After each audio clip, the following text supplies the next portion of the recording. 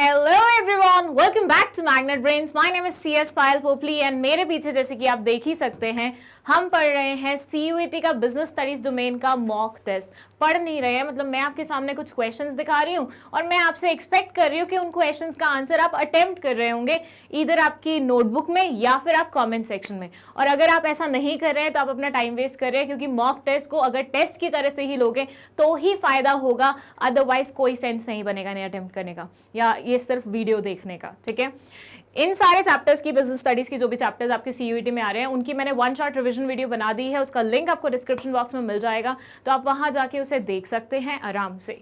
अब हम फाइनली शुरू करते हैं हमारा mock test number 5। MCQ question रहेंगे, जैसे कि आपको पता ही है। कुछ बेसिक इंस्ट्रक्शंस है, लाइक टोटल पेपर आपका 50 क्वेश्चन से मिलकर बनेगा, ठीक है, जिनमें से आपको सिर्फ 40 अटेम्प्ट करने हैं, मतलब 10 क्वेश्चंस बिल्कुल आप छोड़ सकते हो बिना किसी गिल्ट के। ठीक है, उसके अलावा अगर आप कोई भी सही क्वेश्चन अटेम्प्ट करते हो तो आपको पूरे 5 नंबर मिलेंगे, लेकिन वहीं पे अगर आपका आंसर गलत हो जाता है तो आपको -1 भी मिल जाएगा।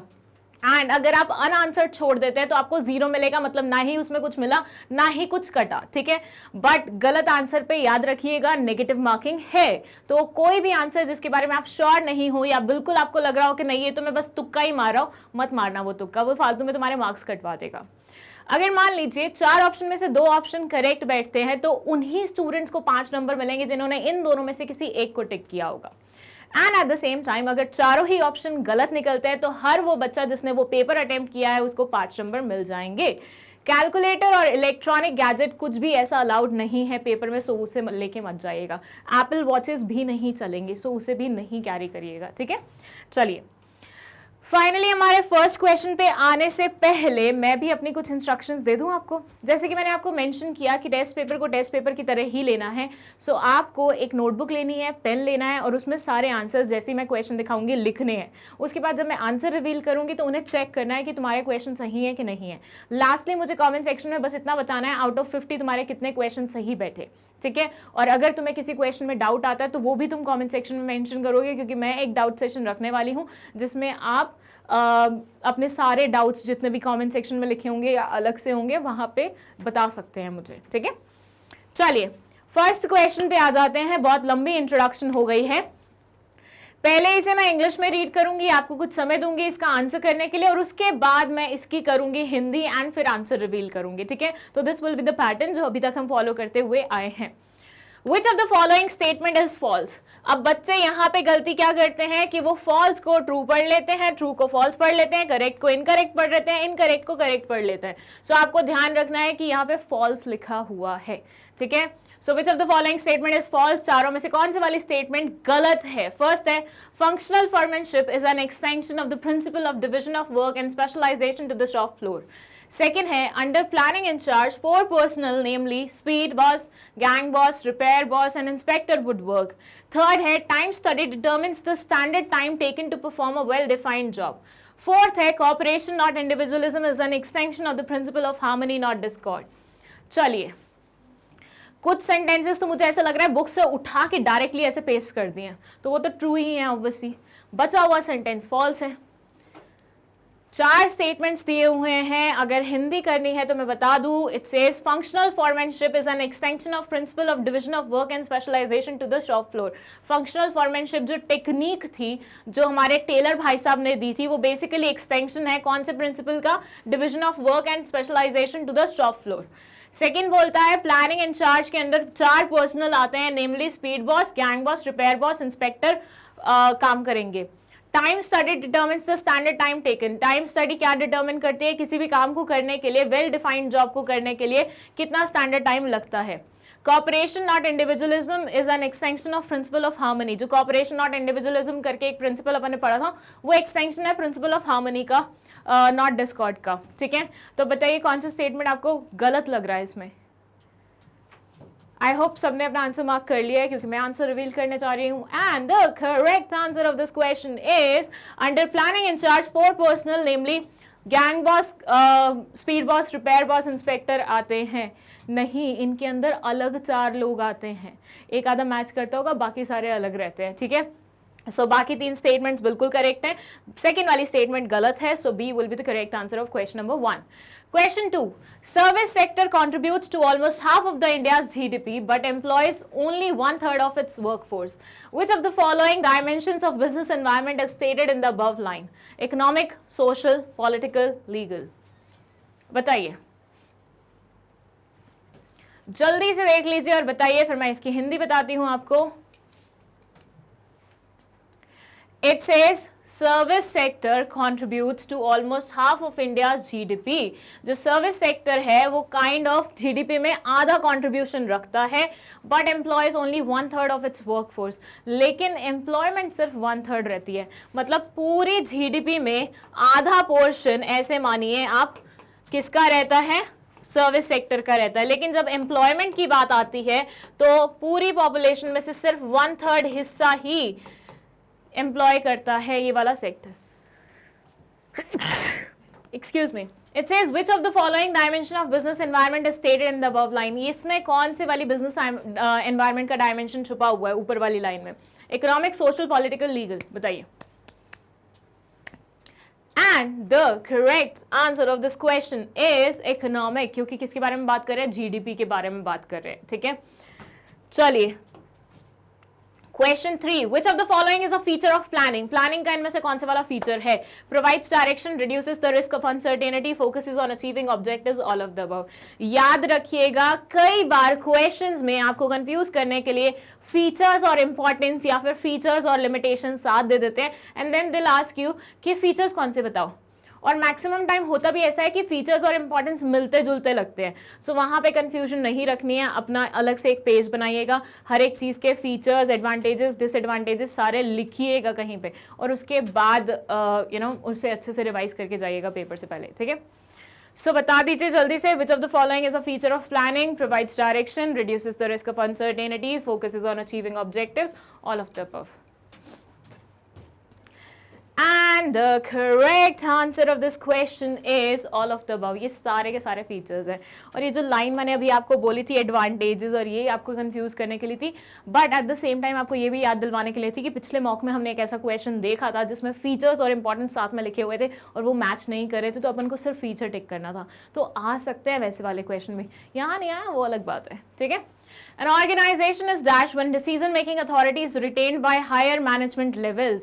Centralized, decentralized, both A and B, none of the above. बहुत ही सिंपल क्वेश्चन है, बहुत ही ज्यादा सिंपल क्वेश्चन है. जल्दी से बताइए. एक ऑर्गेनाइजेशन डिसीजन मेकिंग जब पूरी की पूरी हायर मैनेजमेंट लेवल्स के पास रख देती है, रिटेन करवा लेती है, तो उसे कौन से वाला सिस्टम बोला जाता है? Centralise, decentralise, both A and B, none of the above.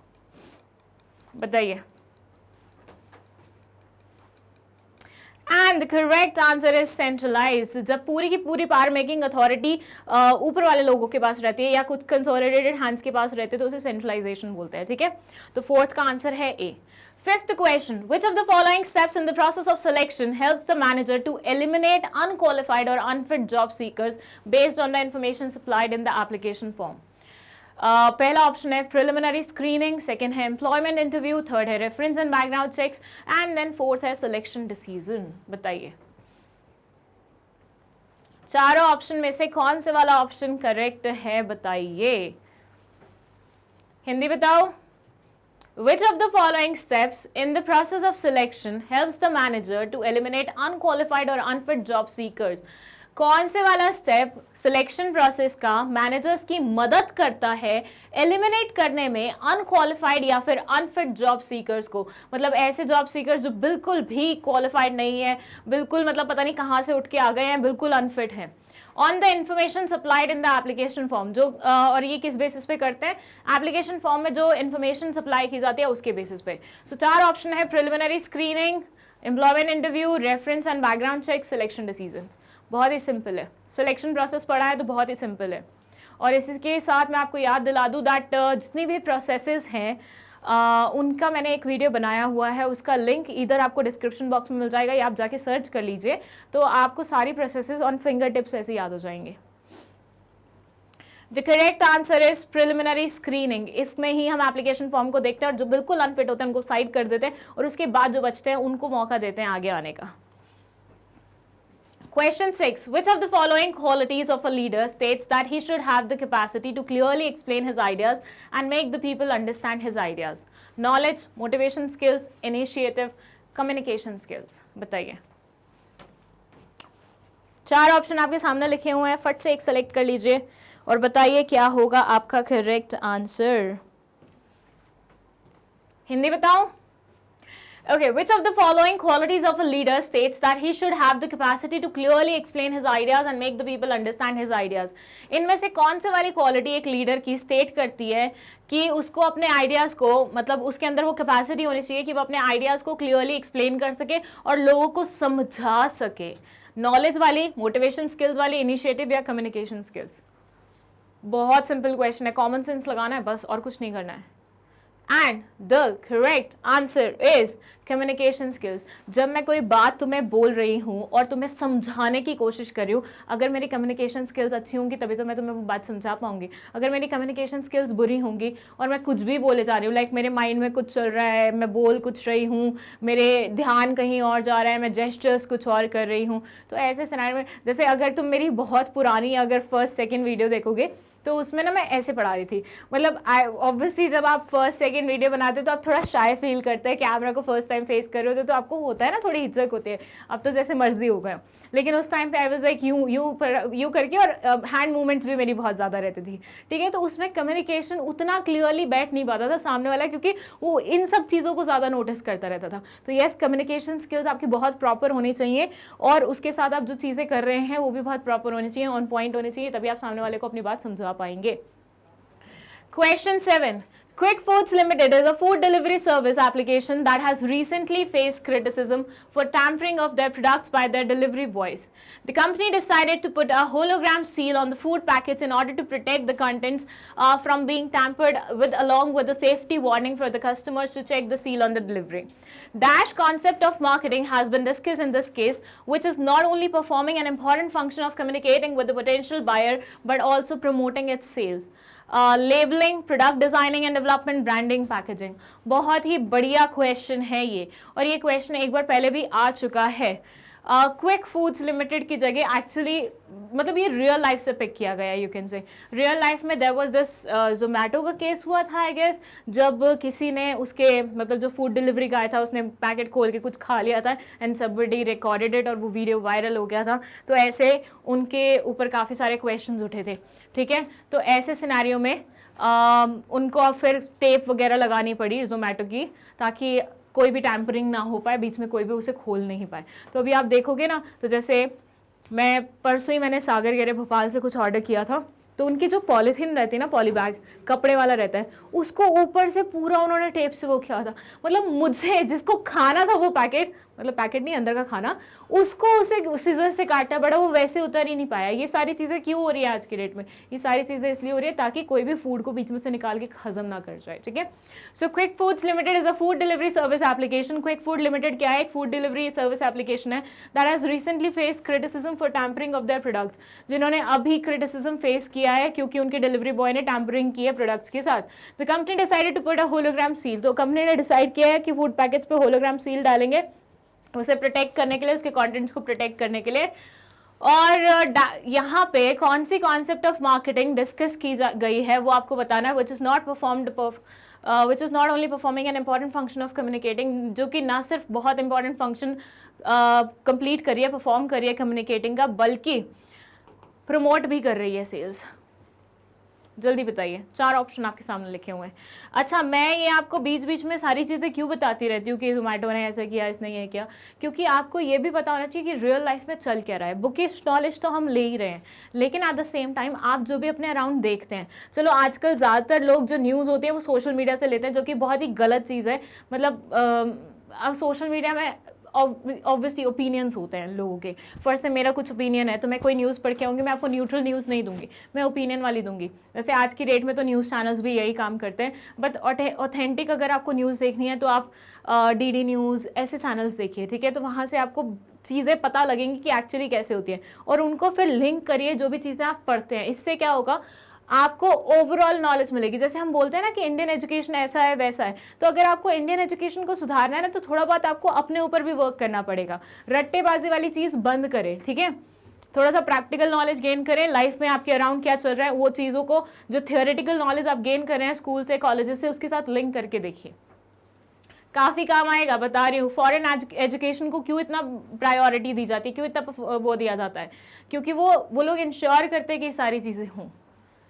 चलिए, labelling, product designing and development, branding, packaging, and the correct answer is labelling. मतलब उन्होंने सील लगाई है और उसके ऊपर लिखा है होलोग्राम सील, जिस पे लिखा रहता है सारी चीज़ें, तो उससे क्या हो रही है, प्रमोशन भी हो रही है और प्रोटेक्शन भी हो रही है और कम्युनिकेट भी अच्छे से कर पा रहे हैं।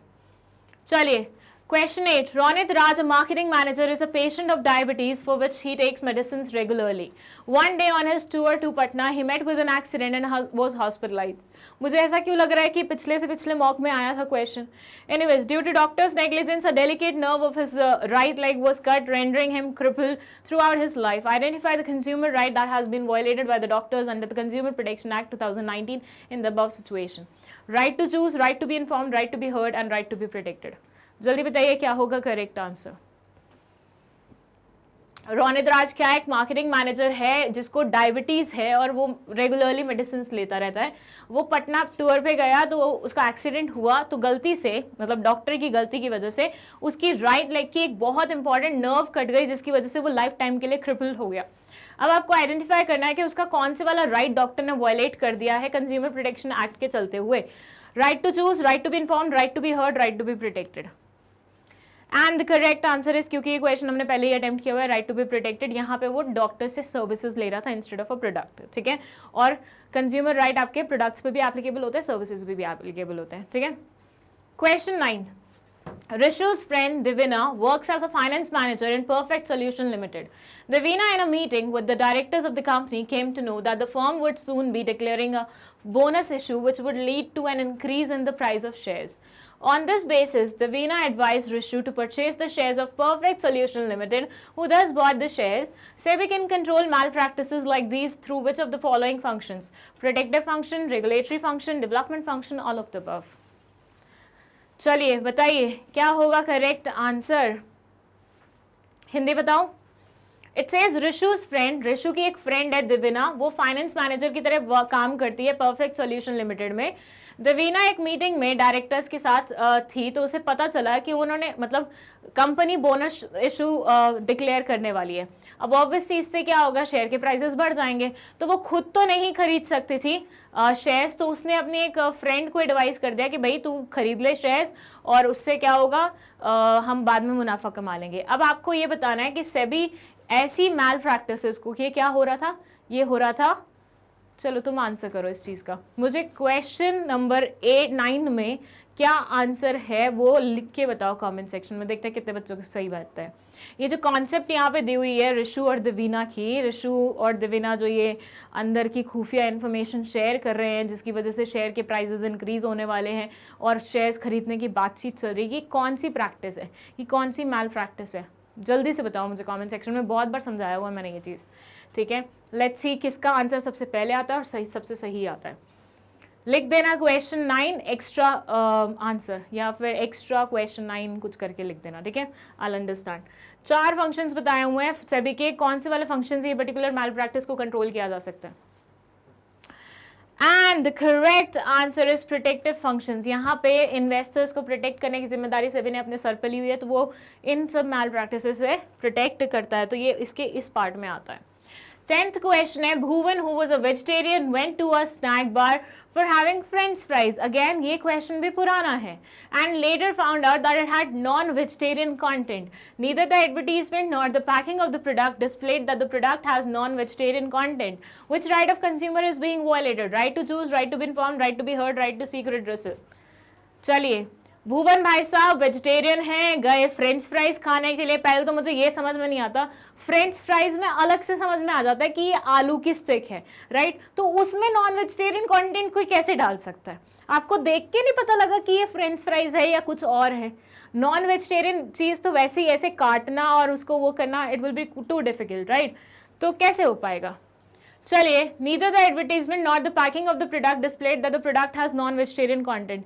ना ही पैकिंग प्रोडक्ट की और ना ही प्रोडक्ट की कहीं किसी भी एडवर्टीजमेंट में कहीं पे भी लिखा हुआ था कि इसके अंदर नॉन वेजिटेरियन कंटेंट है।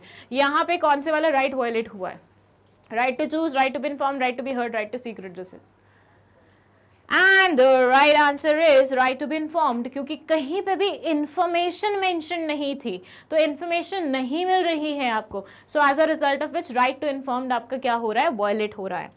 चलिए, क्वेश्चन नंबर 11 ये क्या बोलता है देख लेते हैं। क्वेश्चन 11 बोलता है which of the following statements is incorrect with respect to various aspects of marketing mix।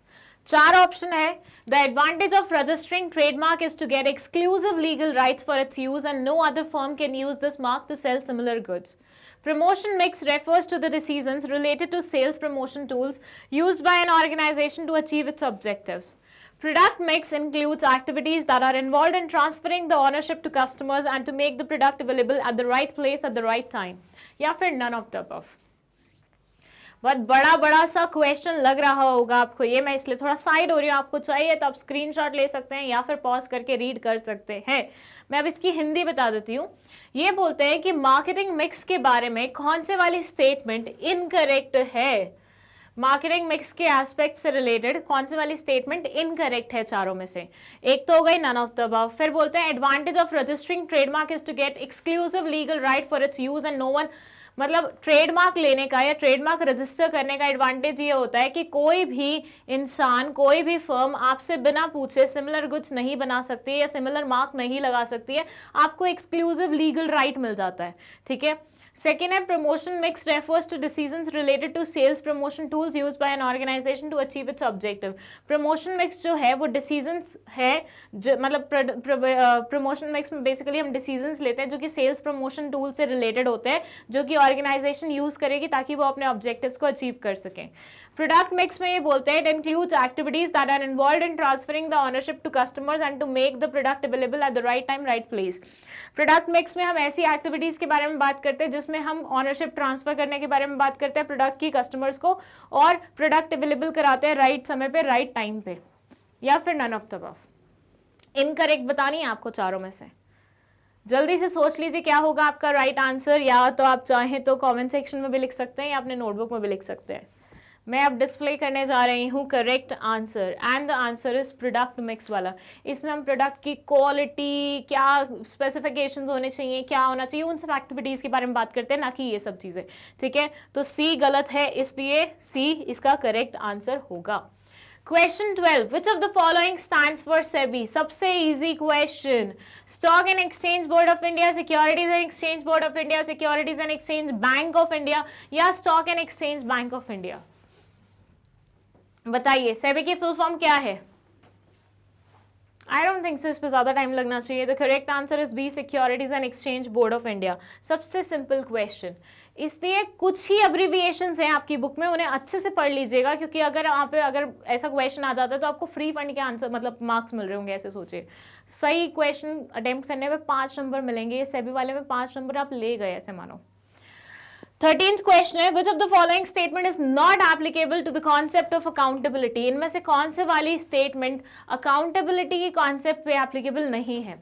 First है, it implies being answerable for the final outcome. It cannot be denied once authority has been delegated and responsibility has been accepted. It cannot be delegated, it flows downward. 4 option आपके सामने लिखे हुए हैं, आपको correct answer mark करना है। मतलब ऐसी चीज जो कि अकाउंटेबिलिटी पे एप्लीकेबल नहीं होती है, वो स्टेटमेंट को आपको मार्क करना है। 4 ऑप्शन लिखे हुए हैं आपके सामने, जल्दी से पता लगा लीजिए क्या होगा आपका करेक्ट आंसर। एंड हिंदी बताऊं पहले? फर्स्ट ये बोलते हैं it implies being answerable for the final outcome. Final outcome के लिए आंसरेबल होना। It can not be denied once authority has been delegated and responsibility has been accepted. इसको आप वो डिनाई नहीं कर सकते जब आपको अथॉरिटी डेलीगेट कर दी गई है और रिस्पॉन्सिबिलिटी आपने एक्सेप्ट कर ली है। It can not be delegated, इसे डेलीगेट किया ही नहीं जा सकता। इट फ्लोज डाउनवर्ड, ये डाउनवर्ड की तरफ फ्लो करता है। कौन से वाली चीज अकाउंटेबिलिटी पे एप्लीकेबल नहीं होती है? And the correct answer it flows downward. ऐसे मानिए ये सुपीरियर है, ये सबऑर्डिनेट है, इसने इसे काम दिया था, अब आंसरेबिलिटी जो होगी वो इसकी होगी, तो ये अपवर्ड जाएगी या डाउनवर्ड जाएगी? सोच के देखो। तुम क्लास में हो, तुम्हें क्लास टीचर ने कोई काम दिया है, अब तुम्हारी आंसरेबिलिटी बनती है उस काम को लेने की, क्योंकि तुमने रिस्पॉन्सिबिलिटी ले ली थी, तुमने एक्सेप्ट कर लिया था कि हाँ मैं ये काम करूंगा। अब तुम्हें आंसर देना पड़ेगा वो काम होता है या नहीं होता, राइट? तो तुम आंसर करोगे तो स्टूडेंट से टीचर के टूवर्ड्स जाएगा ना, तो नीचे से ऊपर की तरफ जा रहा है या ऊपर से नीचे की तरफ आ रहा है? तो ये वाली स्टेटमेंट गलत है, ठीक है। चलिए, selection is a process which involves a series of steps, arrange the following steps in the correct order. Selection एक प्रोसेस है जिसमें सीरीज ऑफ स्टेप्स होते हैं, आपको बताना है करेक्ट ऑर्डर उसका। Interview, references check, preliminary screening, selection test. Again process से रिलेटेड क्वेश्चन आ गया, प्रोसेस की वीडियो कमेंट सेक्शन में, डिस्क्रिप्शन बॉक्स में मेंशन है, फटाफट जाके देख। बताओ क्या होगी प्रोसेस? सबसे पहले क्या होती है? प्रिलिमिनरी स्क्रीनिंग होती है, राइट? अच्छा, मैं तुम्हें ना एक और तरीका बताती हूँ। मान लो कोई क्वेश्चन ऐसा आ जाता है, ठीक है, सीरीज वाला या फिर जो बहुत सारे पॉइंट्स दिए हुए, और तुम श्योर नहीं हो कि इसके बाद क्या आता है, ठीक है, तो एक दो भी चीजें तुम्हें इनमें से पता है, एक दो चीजें भी, तब भी तुम्हारा काम चल सकता है। कैसे? जैसे मान लो मुझे ये पता है कि प्रिलिमिनरी स्क्रीनिंग सबसे पहले आता है, ठीक है, I am sure about this कि प्रिलिमिनरी स्क्रीनिंग सबसे पहले आता है, बाकी के बारे में आई एम नॉट श्योर अभी इतना ज्यादा। तो मैं ये देखूंगी तीसरे नंबर वाली चीज सबसे पहले कौन कौन से ऑप्शन में आई है। यहाँ पे आप देखिए, तीसरे नंबर वाली चीज सबसे पहले कौन कौन से ऑप्शन में आई है? सिर्फ एक में आई है। तो आपको सिर्फ एक पॉइंट पता होता तो आपको पूरा आंसर निकल जाता उससे। प्रिलिमिनरी स्क्रीनिंग होगी, उसके बाद सिलेक्शन टेस्ट, फिर इंटरव्यू होगा और उसके बाद रेफरेंस चेक होंगे। बिल्कुल सही सीक्वेंस है। तो राइट आंसर क्या हो जाएगा? ए हो जाएगा। क्या बोला मैंने आपको अभी कि अगर इस तरह के क्वेश्चंस आते हैं और आप उसमें सारे चीज़ों पे श्योर नहीं हैं, तो एक आधे का भी अगर आपको आंसर अच्छे से पता है तब भी आप श्योर हो सकते हैं अपने आंसर के बारे में। देखो कई बार क्या होता है कि वो आपको कंफ्यूज करने के लिए दो ऑप्शन में ऐसे दे देते हैं, वहां पे आपको एटलीस्ट चारों में से दो चीजें पता होनी चाहिए तभी आपका करेक्ट आंसर बन पाएगा, ठीक है। बट यहाँ पे तो स्ट्रेट अवे उन्होंने थर्ड वाला मतलब पहला वाला ऑप्शन दिया ही ऐसा हुआ है जिसमें थर्ड पहले नंबर पे आया हुआ है और किसी में भी ऐसा नहीं है। सो बाय डिफॉल्ट यही आपका क्या होगा? करेक्ट आंसर होगा। चलिए, question number 15. Anyone can be called a manager irrespective of the educational qualifications possessed. Identify the characteristics of a profession that management does not fulfill in the statement being discussed above. Ethical code of conduct, professional association, restricted entry, service motive. किसी भी इंसान को आप manager बोल सकते हो irrespective of कि उसने क्या एजुकेशनल क्वालिफिकेशन पोजेस की हैं। आपको आइडेंटिफाई करना है कैरेक्टरिस्टिक प्रोफेशन का जो कि मैनेजमेंट फुलफिल नहीं करती है। Identify the characteristics of a profession that management does not fulfill in the statement being discussed above. ऊपर वाली स्टेटमेंट में जो वो दिया हुआ है, ऊपर वाली स्टेटमेंट जो दी हुई है उसमें प्रोफेशन की एक कैरेक्टरिस्टिक्स है जो कि मैनेजमेंट फुलफिल नहीं करती है, उसके बारे में यू हैव टू टेल। चार ऑप्शन आपके सामने लिखे हुए हैं, फटाफट बता दो क्या होगा करेक्ट आंसर। क्या होगा करेक्ट आंसर? फटाफट बता दो। Ethical code of conduct, professional association, restricted entry, service motive. And the correct answer is restricted entry. जैसे कि हमारे प्रोफेशन में एंट्री पानी होती है तो आपको कुछ एग्जाम्स क्लियर करने पड़ते हैं, कोई एजुकेशनल क्वालिफिकेशन लेनी पड़ती है, यहाँ पे वैसा नहीं है, पोजेस करनी पड़ती है, यहाँ पे वैसा नहीं है, ठीक है। 16th क्वेश्चन है, what is the effect of motivation on all the employees of an organisation? Invariable, same, variable, uniform. What is the effect of motivation on all the employees of an organization? क्या effect होता है motivation का सारे employees पे organisation के? Invariable, same, variable, uniform.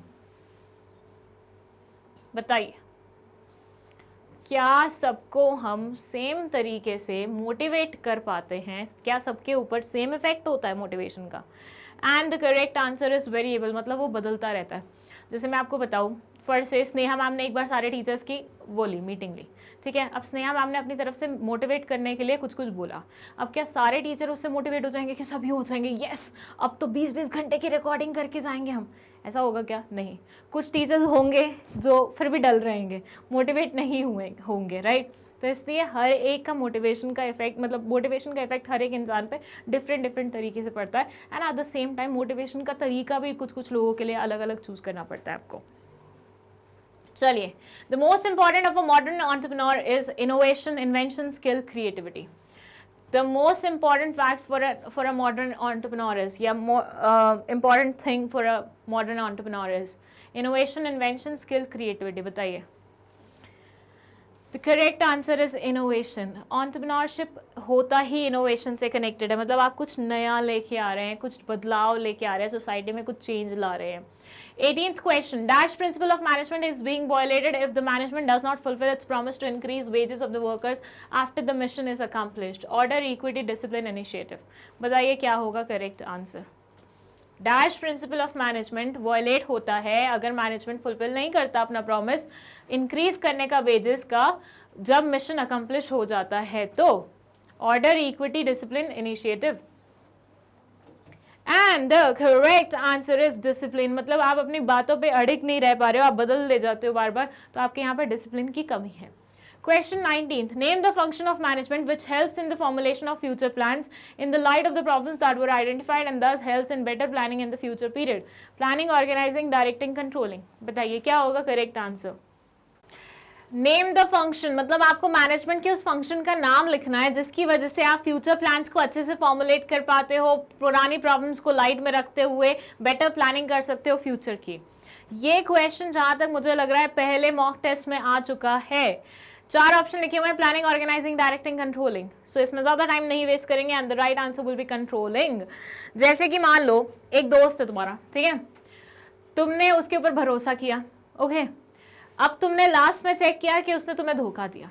चलो एक बार गलती हो गई, दूसरी बार फिर तुमने उस पर भरोसा किया, फिर तुमने लास्ट में चेक किया उसने तुम्हें धोखा दिया। अब तीसरी बार तुम जब अब बात करने के बारे में सोचोगे क्या तुम उसको दिमाग में रखोगे कि इससे मुझे बात करनी है? नहीं, क्योंकि तुम 2 बार ऑलरेडी धोखा खा चुके हो। तो कंट्रोलिंग में हमें पता चल जाता है हम कहाँ गलतियां कर रहे हैं, और नेक्स्ट टाइम हम जब प्लानिंग कर रहे होते हैं अपने फ्यूचर की, तो हम वो गलतियों को कोशिश करते हैं रिपीट नहीं करें, ठीक है। तो इससे क्या होती है, आगे की प्लानिंग बेटर वे में होती है। अब मैं सोचूंगी किसी को बात बताने की, तो मैं उस दोस्त को साइड रखूंगी कि भैया इसको तो नहीं बताना, तो पोक देता है सारी जगह जाके, that way. So 20th question है, which of the following statement is false with respect to planning? Planning के बारे में इनमें से कौन सी वाली statement गलत है? Again ये question भी repeat हुआ है। It is one of the basic managerial functions. Planning is closely connected with creativity and innovation. It requires taking decisions, none of the above. And the right answer of this question is none of the above, क्योंकि सारी चीजें जो लिखी हुई हैं वो planning के बारे में सही लिखी हुई हैं।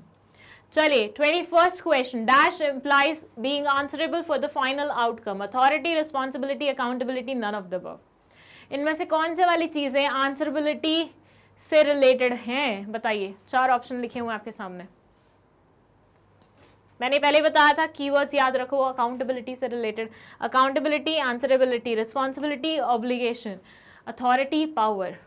Which of the following statement is false with respect to leader? Leader के बारे में इनमें से कौन से वाली स्टेटमेंट गलत है?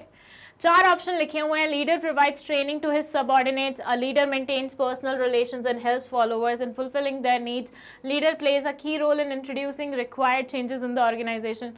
None of the above. Leader के बारे में नीचे दी गई कौन सी वाली स्टेटमेंट फॉल्स है? मैं दूर हूं, आप चाहें तो स्क्रीनशॉट ले सकते हैं या फिर पॉज करके आराम से रीड कर सकते हैं।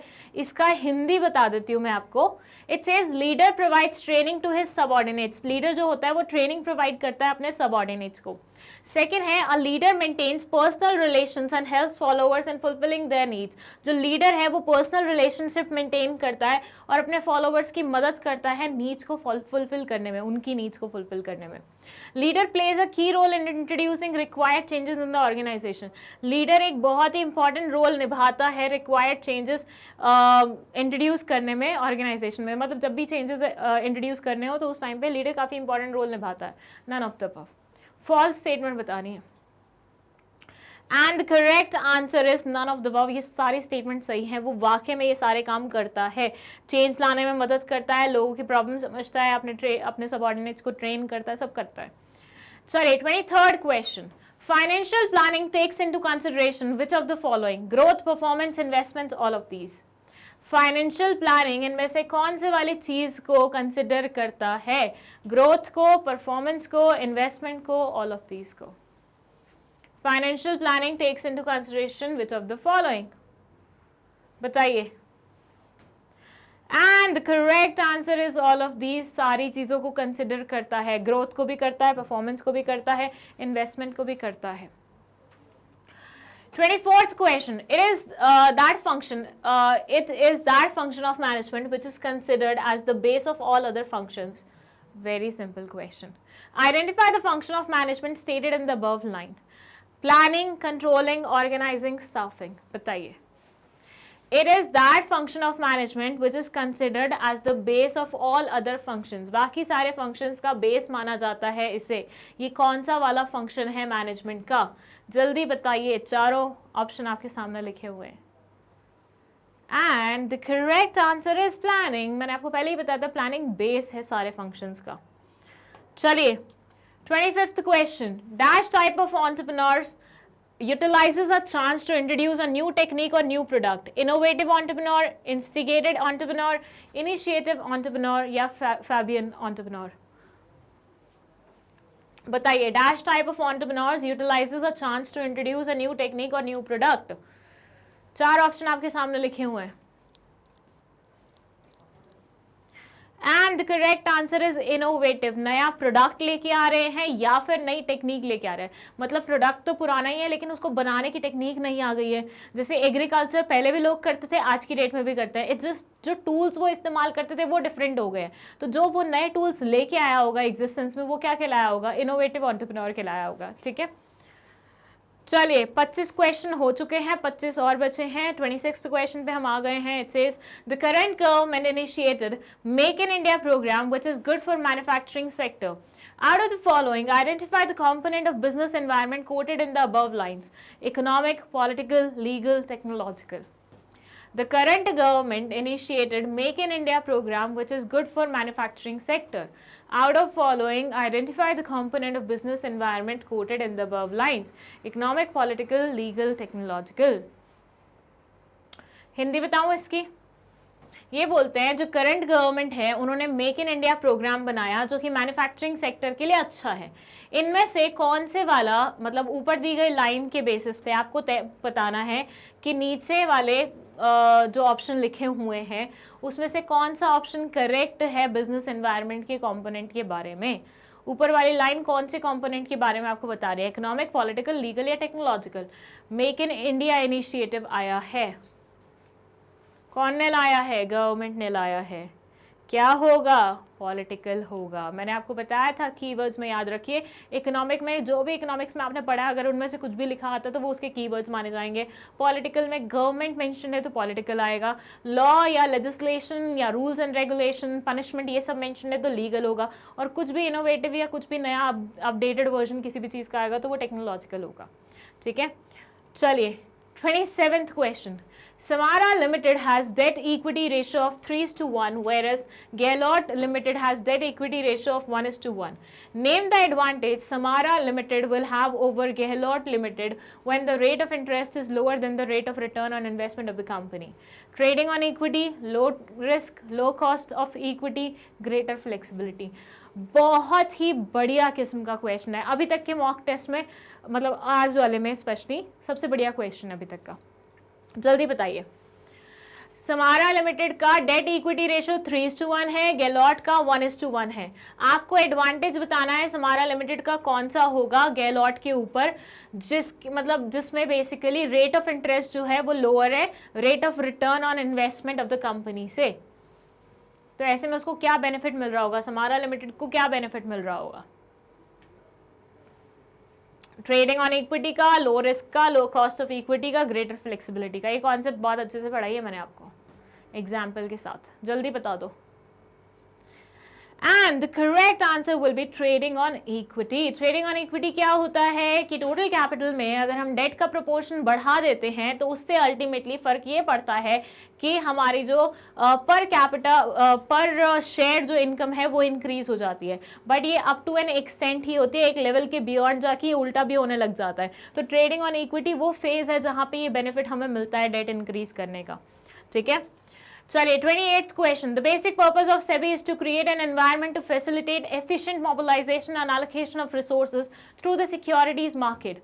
Who are the constituents of this market for whom SEBI aims at creating a conducive environment? Issuer of securities, investors, market intermediaries या फिर all of the above? बताइए. 4 ऑप्शन आपके सामने लिखे हुए हैं, ऊपर एक क्वेश्चन लिखा हुआ है जिसकी हिंदी में बताने जा रही हूँ. आपको नहीं सुननी है, मतलब आपको पहले खुद से अटेम्प्ट करना है तो पॉज कर सकते हैं.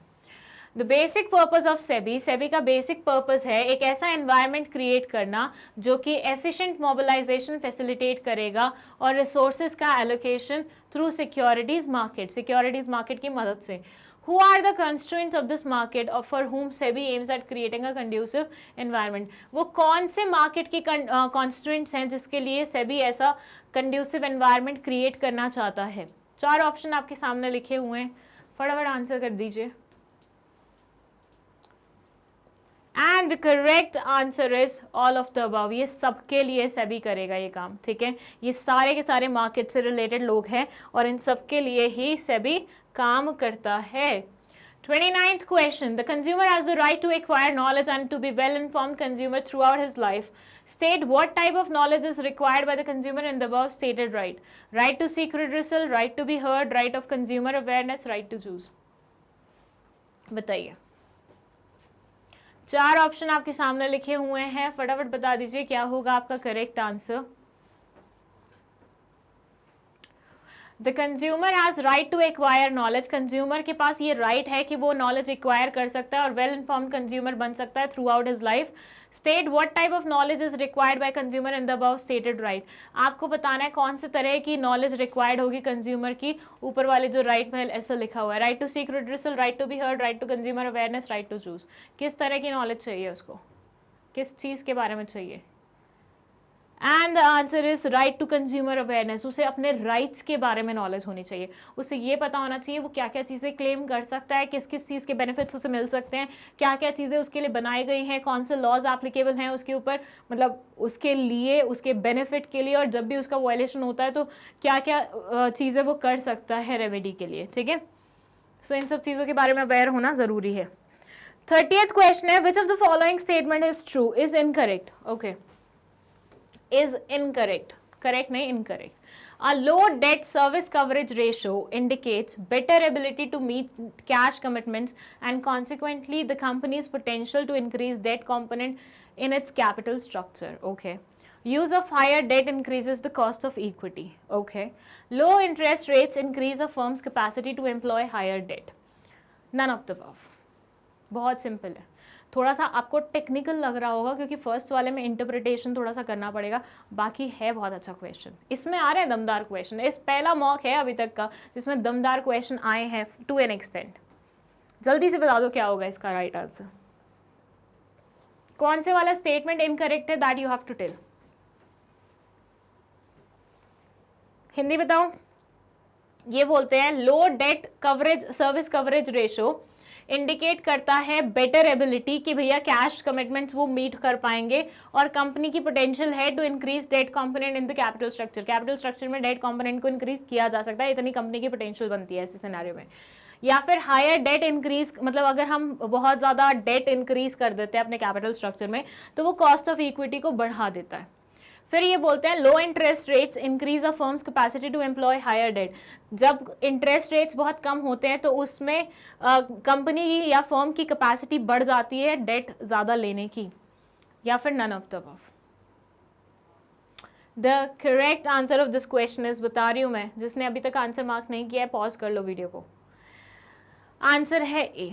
उल्टी चीज दी हुई है, ऐसा नहीं होता, इसका जस्ट उल्टा होता है.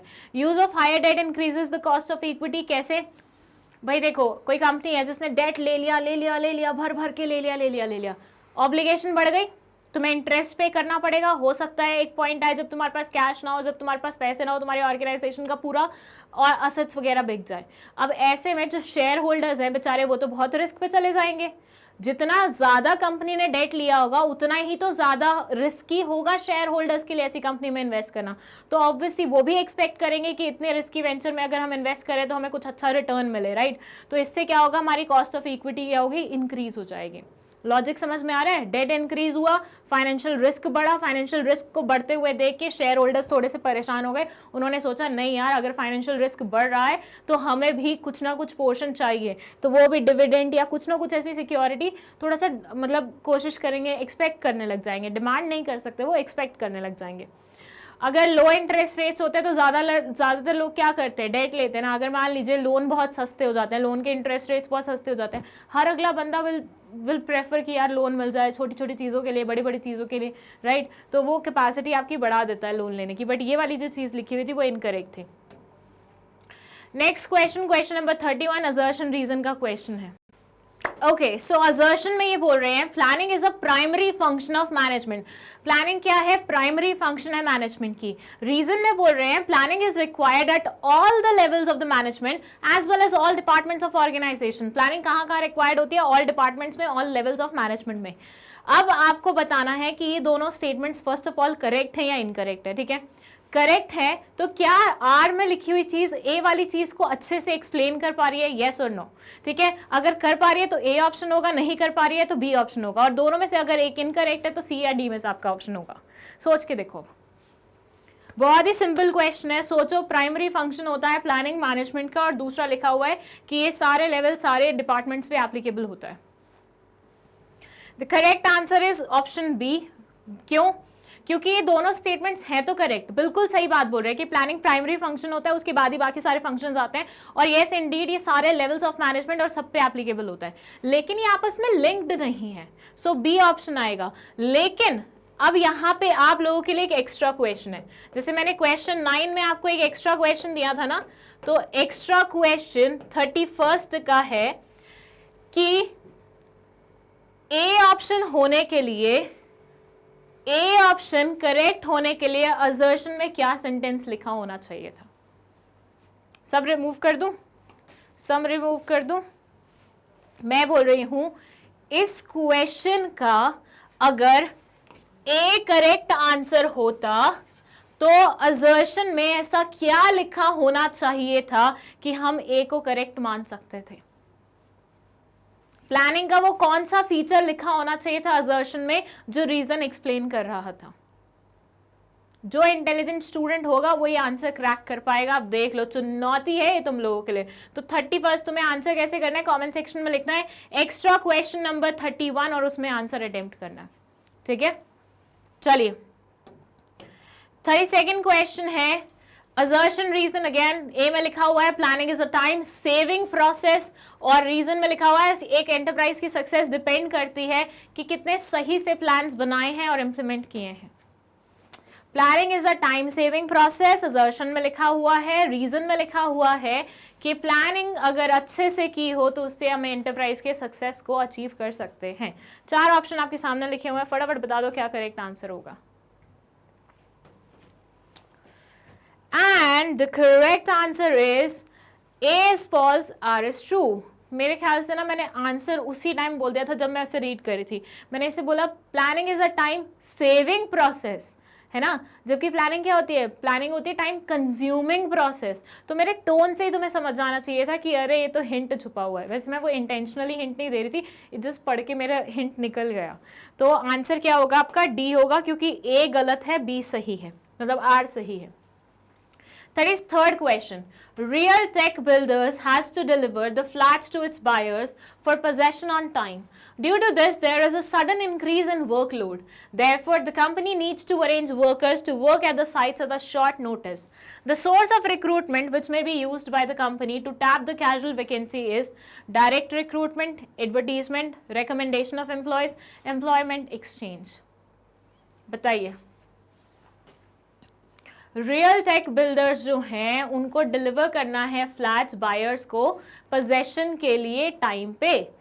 इसकी वजह से उनका वर्कलोड एकदम से इंक्रीज हो गया है, तो company needs to arrange workers to work at sites at a shorter notice. तो कंपनी को अरेंज कर रहे हैं वर्कर्स शॉर्टर नोटिस पे साइट्स पे काम करने के लिए।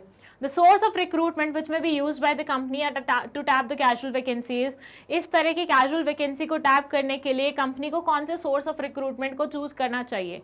Direct recruitment, advertisement, recommendation of employees, employment exchange. बताइए। and the correct answer is direct recruitment. मतलब अपने ऑफिस के बाहर ही लिख दो कि भैया देखो देखो देखो ऐसी ऐसी वैकेंसी हमारे यहाँ पे आई है, तुम्हें अप्लाई करना है तो कर दो, और उससे क्या होगा, कैजुअल वैकेंसी आराम से फुलफिल हो जाएगी। 34th question. Pratik took his nephew Raman for shopping to Hamleys to buy him a toy car for his birthday. Raman was delighted when on payment of a bag, he got a school bag along with the toy car free of cost. Identify which technique of sales promotion is being used by the company. Quantity gift, product combinations, lucky draw, sampling. Pratik took his nephew Raman for shopping to Hamley to buy him a toy car for his birthday.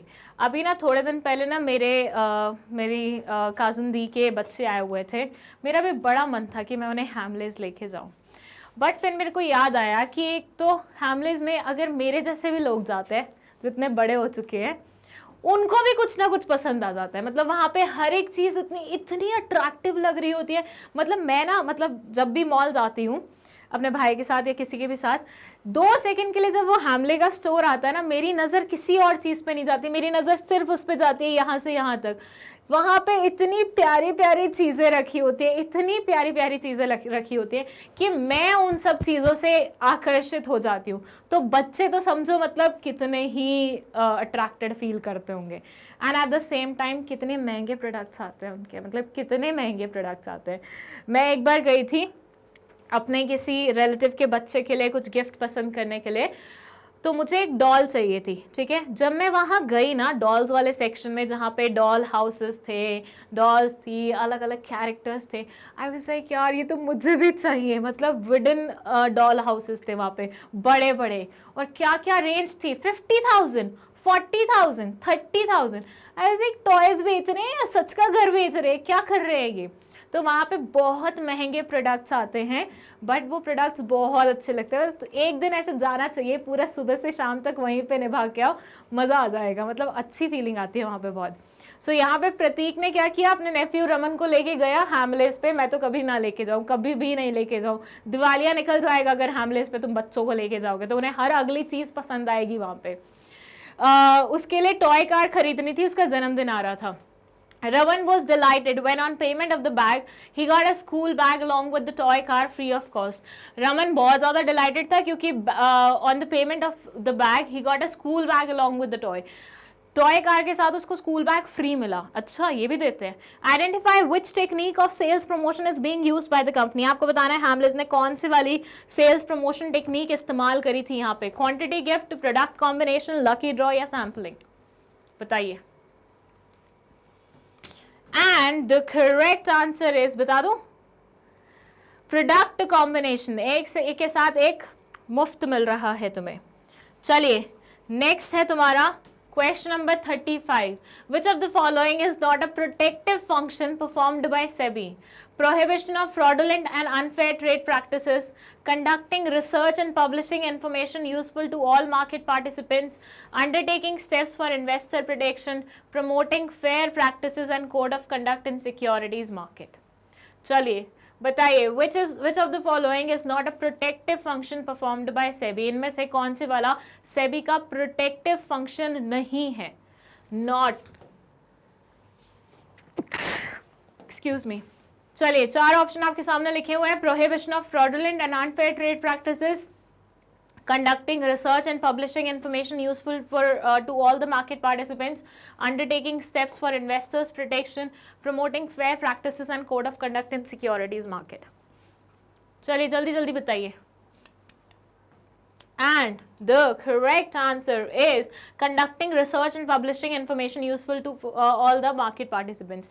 ये उसका एक function ज़रूर है लेकिन वो protective functions में नहीं आता है, ठीक है। मैंने आपको पहले ही बताया सेबी के बहुत अलग अलग किस्म के फंक्शंस रहते हैं। उन सारे फंक्शंस को बहुत अच्छे से पढ़ के जाइएगा क्योंकि इस नेचर के क्वेश्चन बहुत आसानी से पूछे जा सकते हैं। 36th क्वेश्चन है एक केस बेस्ड क्वेश्चन जिसमें ये बोल रहे हैं, Sumit has been using Smooth Shave, a famous shaving cream available in the market. On watching numerous advertisements in the television, he decided to try a new brand of shaving cream. When he went to the nearby store to purchase the same, he saw shaving creams by other producers making similar claims. Hence, he could not make up his mind as to which shaving cream to purchase. Which of the following objection to advertising is being discussed in this case? Undermines social values, confuses the buyer, encourages sale of inferior products, adds to cost. बताइए, जल्दी से screenshot ले लीजिए या pause कर लीजिए क्योंकि मैं इसका मतलब बताना शुरू करने वाली हूं. Sumit has been using Smooth Shave, a famous shaving cream available in the market. Sumit क्या कर रहा है? Smooth Shave इस्तेमाल कर रहा है. एक famous shaving cream है ये मार्केट में. On watching numerous advertisement in the television, numerous advertisement देख के टेलीविजन में उसने डिसाइड किया कि नया ब्रांड इस्तेमाल करते हैं, नया ब्रांड ट्राई करते हैं.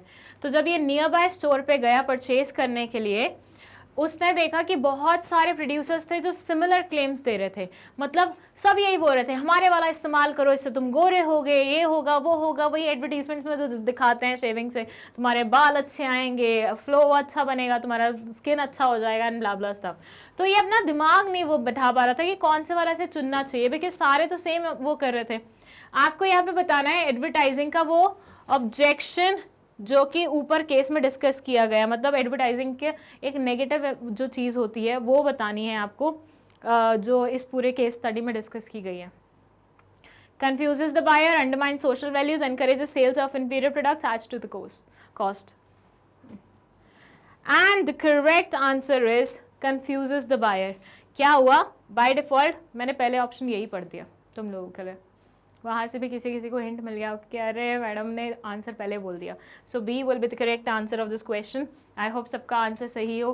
किसी भी क्वेश्चन में किसी भी तरह की दिक्कत है प्लीज़ कमेंट सेक्शन में लिख दीजिएगा. डाउट सेशन में हम उसे डिस्कस करेंगे. ठीक है. 37th क्वेश्चन क्या बोलता है? Let's see. 37th क्वेश्चन बोलता है, in which of the following external source of recruitment applicants are introduced by the present employ? Labor contractors, recommendation of employees, campus recruitment, placement agencies and management consultants. ध्यान दीजिएगा, common sense वाला question है, question में ही answer छुपा हुआ है. अच्छे से पढ़ लो तो समझ में आ जाएगा. जल्दी से देख लो कौन से वाले एक्सटर्नल सोर्स ऑफ रिक्रूटमेंट से applicants are introduced by present employees. Present employees द्वारा एप्लीकेंट्स को इंट्रोड्यूस किया जाता है. 4 ऑप्शन आपके सामने लिखे हुए हैं. नाम से ही समझ में आ रहा है यार. Recommendation of employees, that's it. ज्यादा दिमाग ही नहीं लगाना था. 38th question, management is the process of designing and maintaining an environment in which dash work together dash effectively and efficiently accomplishing selected aims. Okay, चलिए ध्यान दीजिएगा. पहले वाला ब्लैंक में जो आंसर आना चाहिए वो आगे लिखा होना चाहिए. सेकंड वाले ब्लैंक में जो आंसर आना चाहिए वो सेकंड नंबर पे लिखा होना चाहिए. बहुत सारे बच्चों को लगेगा अरे ये तो कॉमन सेंस वाली बात है, लेकिन कॉमन सेंस में भी बच्चे गलती कर देते हैं, इसलिए पहले से ही बता रही हूँ आपको. ध्यान दीजिएगा इन सब चीज़ों का. मैनेजमेंट एक ऐसी प्रोसेस है जिसमें डिजाइनिंग होती है और मेंटेन किया जाता है एनवायरनमेंट को, जिसमें डैश वर्क को टुगेदर डैश एफिशिएंटली और इफेक्टिवली अकम्प्लिश किया जाता है सेलेक्टेड एम्स को ध्यान में रखते हुए. And the correct answer is individuals in groups, in which individuals work together in groups to efficiently and effectively accomplish selected aims. तो आगे पीछे वाला ध्यान रखो, बहुत सारे ऑप्शंस ऐसे हैं जिसमें इंटरचेंजेबली दिया हुआ है. 39th question, Pragya bought an iron of reputed brand of rupees 1500 but it caused an electronic shock. मुझे ऐसा लग रहा है ये क्वेश्चन पहले आ चुका है. While it was being used, Pragya wants to exercise her right, identify the right under which she can be protected.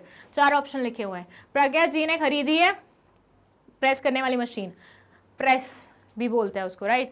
तो अब वो लेके आई 1500 रुपए में और घर आते ही उनको इलेक्ट्रिक शॉक लग गया, उससे मतलब करंट लग गया. नाउ वो अपना कंज्यूमर राइट जो था वो एनफोर्स करना चाहती है, एक्सरसाइज करना चाहती है. आप बताइए कि उसको कौन सा वाला राइट मिला है. अगेन क्वेश्चन को अगर आप अच्छे से पढ़ेंगे आंसर उसी में छुपा हुआ है. And the correct answer is right to be protected. ये देख रहे हैं आप, कॉमन सेंस. इतने सारे क्वेश्चंस ऐसे हैं जो सिर्फ और सिर्फ तुम अच्छे से क्वेश्चन पढ़ लो तो उसी से सॉल्व हो सकते हैं.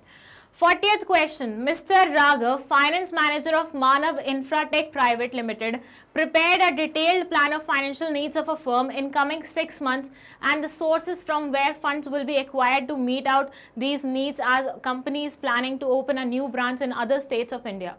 Identify the financial concept discussed here. Business cycle, financial planning, capital structure, working capital. बताइए 4 ऑप्शन लिखे हुए हैं, ऊपर केस लिखा हुआ है जिसकी हिंदी में आपको बताने वाली हूँ। ये बोल रहे हैं मिस्टर राघव जो कि फाइनेंस मैनेजर हैं मानव इंफ्राटेक प्राइवेट लिमिटेड के। उन्होंने एक डिटेल्ड प्लान बनाया है फाइनेंशियल नीड्स का फर्म की, जो कि नेक्स्ट 6 मंथ्स में अराइज होने वाली हैं, और सोर्सेज जहां से वो फंड्स एक्वायर कर सकते हैं उसकी भी प्लानिंग चल रही है ताकि वो नया ब्रांच अपना खोल सके अदर स्टेट्स में। आपको बताना है आइडेंटिफाई द फाइनेंशियल कॉन्सेप्ट जो कि ऊपर डिस्कस हुई है। अगेन बहुत सिंपल आंसर है, आंसर इज फाइनेंशियल प्लानिंग। इसी में ही हम ये देखते हैं कि हमें कितना पैसा चाहिए और कहाँ से हम उसे अरेंज कर सकते हैं।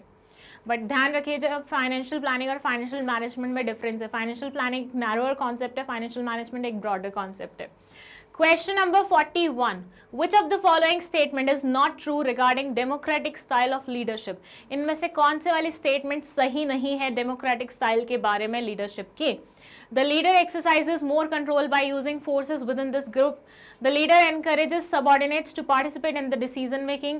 The leader gives orders and insists that they are obeyed. And the leader supports and respects the subordinates' opinion. बताइए डेमोक्रेटिक स्टाइल के बारे में कौन सी वाली स्टेटमेंट करेक्ट नहीं है? लीडर ज़्यादा कंट्रोल एक्सरसाइज करता है ग्रुप में, लीडर एनकरेजेस सबऑर्डिनेट ताकि वो पार्टिसिपेट करे, लीडर ऑर्डर देता है और इंसिस्ट करता है कि ऑबे करे उसके ऑर्डर्स को, लीडर सपोर्ट करता है और रिस्पेक्ट करता है सबऑर्डिनेट्स को, leader exercises more control by using forces with in the group. चलिए बताइए चारों में से कौन से वाला आंसर करेक्ट ऑप्शन करेक्ट है? करेक्ट है इन अ वे कि वो गलत है ताकि हम उसे करेक्ट मान सके इसमें। And answer is leader gives orders और इंसिस्ट करता है, ये ऑटोक्रेटिक में होता है, डेमोक्रेटिक में नहीं होता।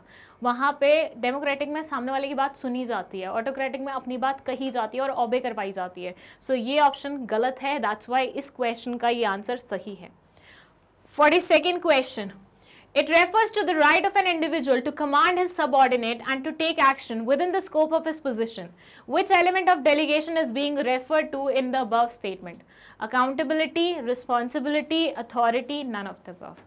बताइए क्या होगा correct answer? It refers to the right of an individual to command his subordinate and to take action within the scope of his position. Which element of delegation is being referred to in the above statement? Accountability, responsibility, authority, none of the above. ये refer करता है right एक individual का अपने subordinate पे command चलाने का और एक्शन लेने का जो कि उसकी पोजीशन के स्कोप के अंदर आती हैं। यहाँ पे डेलीगेशन के कौन से वाले एलिमेंट के बारे में बात हो रही है? ध्यान दीजिएगा। And the correct answer is authority, power, command, right? मैंने आपको कीवर्ड्स बताए हुए थे। 43rd question, dash can be defined as an attractive project idea which an entrepreneur accepts as a basis for his investment decision. Possibility, business, opportunity, notion. Dash can be defined as an attractive project idea which an entrepreneur accepts as a basis for his investment decision. Possibility, business, opportunity, notion. बताइए क्या होगा correct answer? And the correct answer of this question is opportunity. Opportunity can be defined as an attractive project idea which an entrepreneur accepts as a basis for his investment decision. Opportunity को वो लेता है, accept करता है ताकि वो अपना मतलब on as a basis for his investment decision. Investment decision इसी के basis पे लिया जाता है। 44th question, which of the following statement is true with respect to political environment? Political environment के बारे में इनमें से कौन से वाली statement correct है? It includes the social forces like customs and traditions, values, social trends, society's expectations from the business, etc. It includes forces relating to scientific improvement and innovations. It includes political conditions such as general stability and peace in the country. None of the above. बताइए जल्दी से कौन से वाली चीज political environment के बारे में करेक्ट है? 4 ऑप्शन लिखे हुए हैं, फटाफट बता दीजिए क्या करेक्ट ऑप्शन है।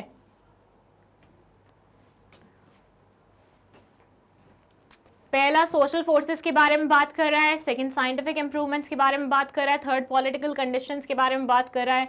बहुत ही छोटा सा एक चीज है जिसको पहचानना है and then you will be done with the question.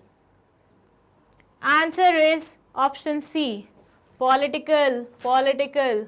Social वाला क्या होता है? सोशल वाला क्या होता है? चलो एक एक्स्ट्रा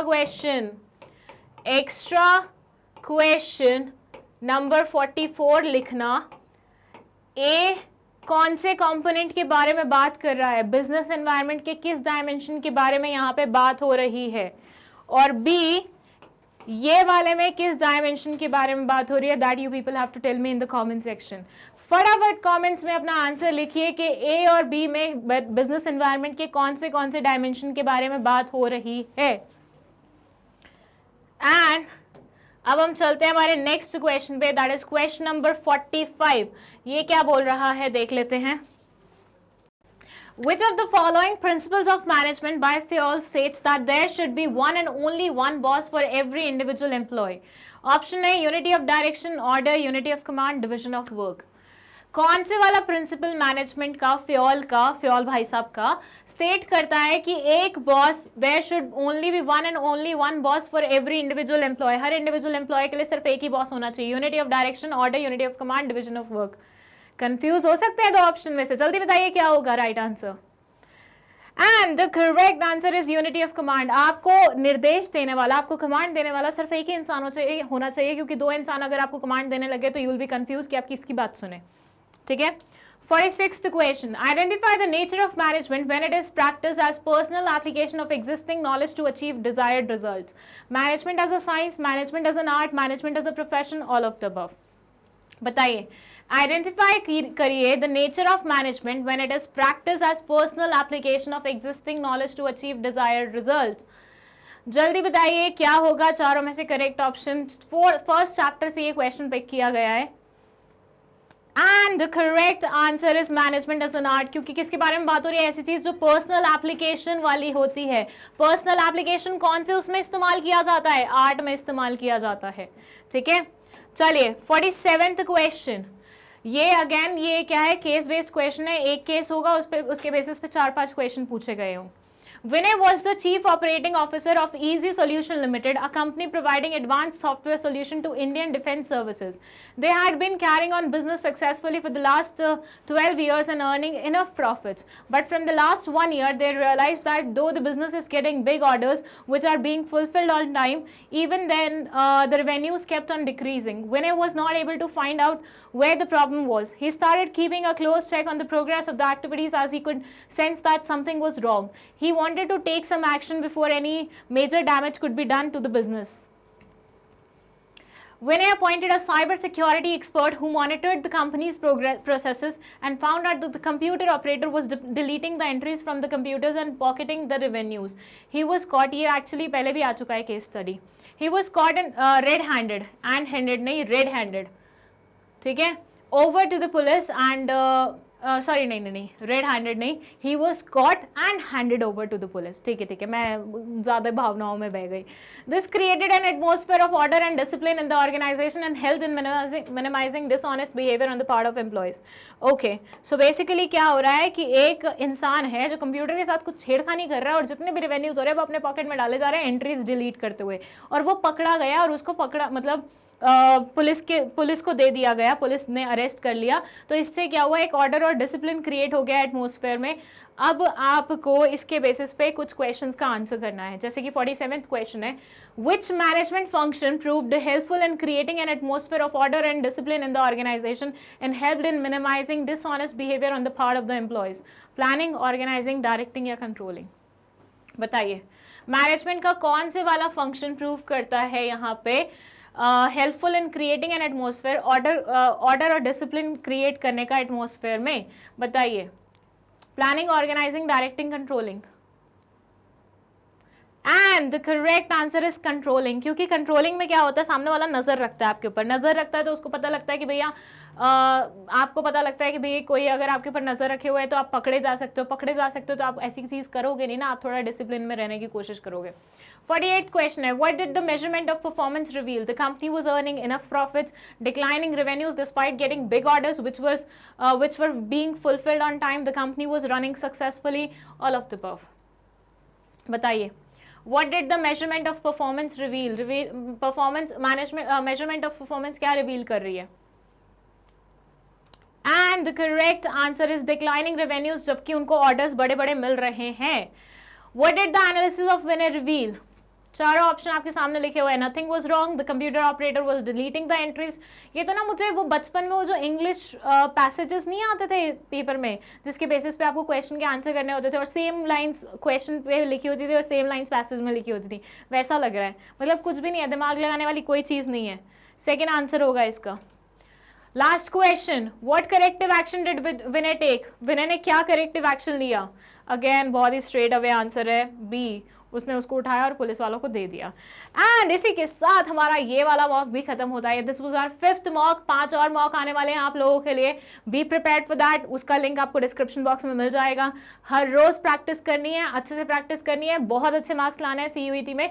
हर बच्चा बहुत जी तोड़ मेहनत कर रहा है अपने ड्रीम कॉलेज तक पहुंचने के लिए और आपको उन्हें टफ कॉम्पिटिशन भी देना है और अपने ड्रीम कॉलेज तक भी पहुंचना है. So prepare well. कोई वीडियो नहीं मिल रही है तो मैग्नेट ब्रेन्स की वेबसाइट पे जा सकते हो. magnetbrains.com टाइप करना, you will see this page. CUET पे जाना, उसमें तुम्हें CUET में दोनों मतलब मेरे वो मिल जाएंगे, बिजनेस स्टडीज और एंटरप्रेन्योरशिप वाले. फिर वीडियो खोलनी हो तो उस पर क्लिक कर देना और फिर वीडियो खुल जाएगी, आराम से देख लेना और मैग्नेट ब्रेन्स को थैंक यू बोल देना. That's it. All the very best for your preparation. अच्छे से पढ़िए, तसल्ली से पढ़िए और अच्छे मार्क्स लाइए. Thank you so much for watching this video.